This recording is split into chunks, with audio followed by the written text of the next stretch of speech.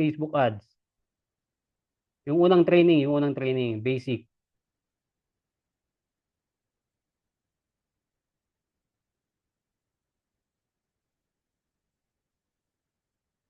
Yan, wala pa. Si ma'am, kailangan mag-review. Si ma'am Julia, mag-review ka sa previous trainings natin, sa basic Facebook ads natin para malaman mo kung paano, how to execute properly in running Facebook ads, no?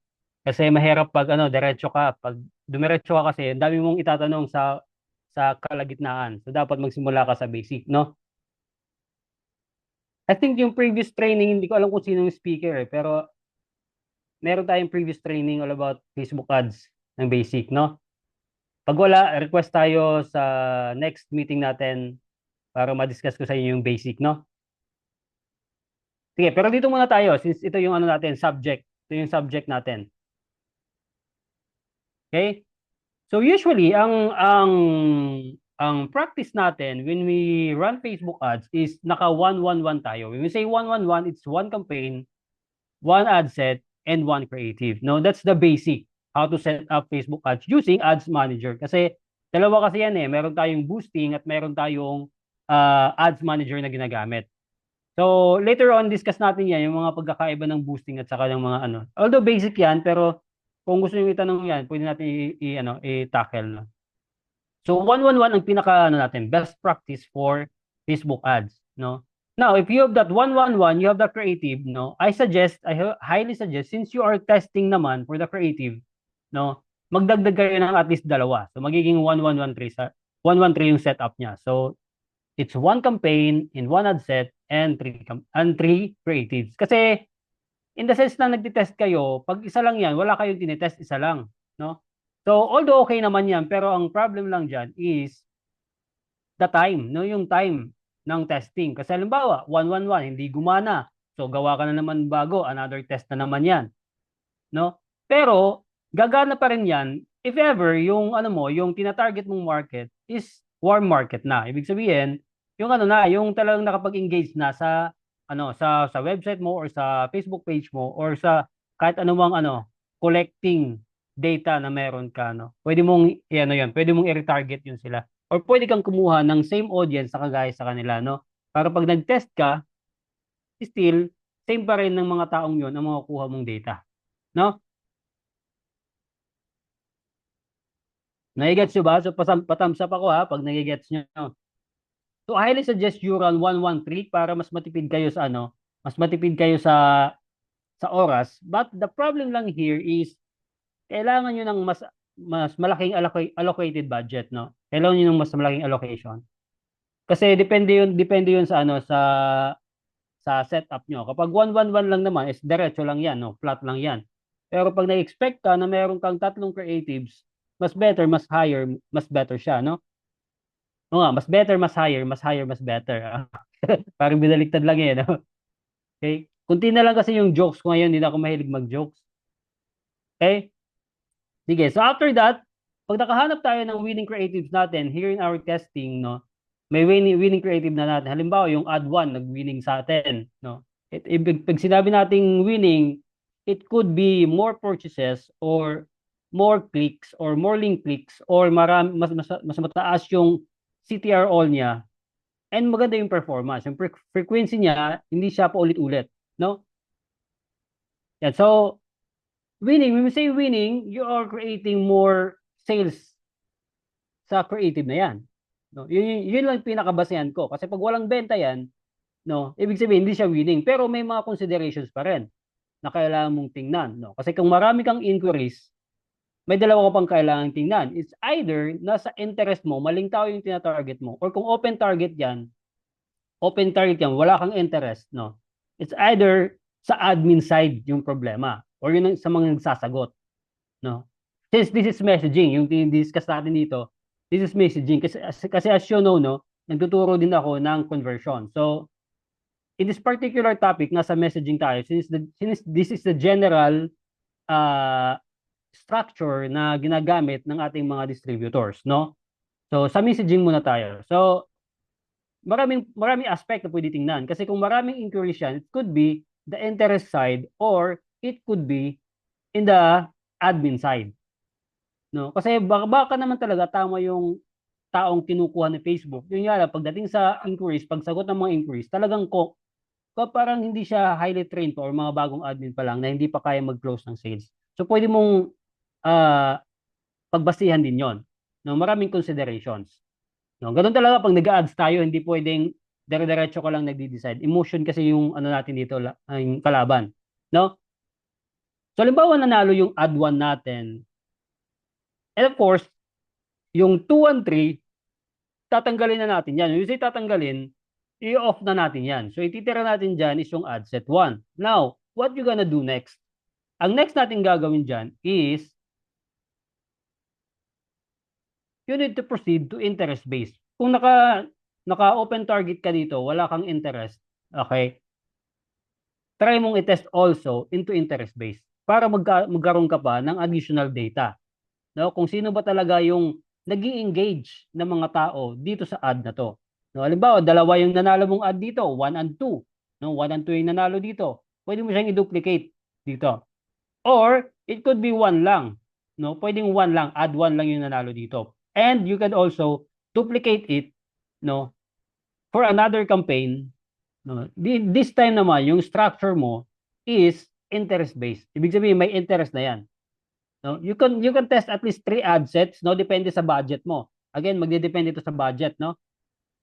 And then you can put the same post ID doon sa creatives natin, no? Ganito lang yung structure na gagawin niyo. Wag nang maraming kinakalikot, no? Ganito lang talaga yung structure na ginagawa. Okay? You have that creative testing kasi as you know, nagbabago kasi ang algorithm ni Facebook, nagbabago din yung ano natin, yung trend ng technology. Nagbabago din yung trend ng creative, ng trend ng Facebook advertising, no? Kaya kailangan nating sumabay, no? So, kung papansin mo, yung mga previously na mga strategies mo, possible na hindi na siya gumagana ngayon, 'di ba? Kasi nagpabago-bago tayo. So, as much as possible, nagtitest ka ng bago. Okay? So, in this case, ito yung gumagana sa akin. Kasi alam niyo naman, yung tinuturo ko dito is based on experience. No?